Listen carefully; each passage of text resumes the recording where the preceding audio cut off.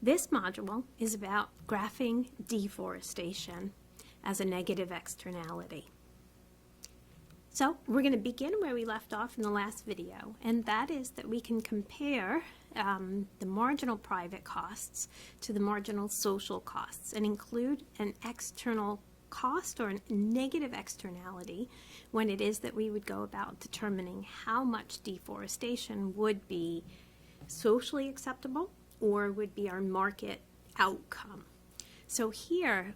what is different is that we'll be distinguishing between the externality that is associated with the nation and the externality that might be associated with the globe. So you might recall that the negative impacts of deforestation are felt not only by the nation and by the local regional area in that nation, but also there are additional external costs to the global society, and that is the impacts, say, for example, of deforestation on the climate and on the global hydrological cycle.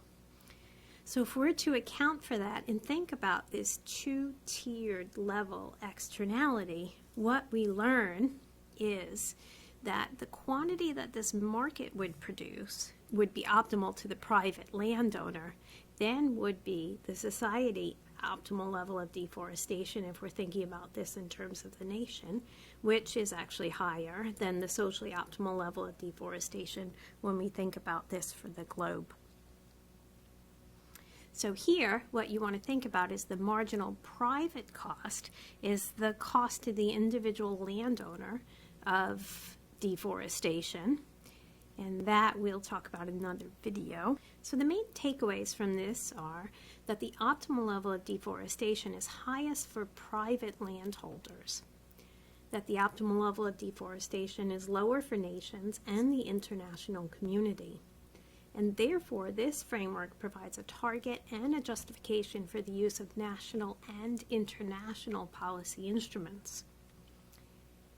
And furthermore, this framework provides a case for payments to be made from developed to developing nations, where a majority of the world's forests lie.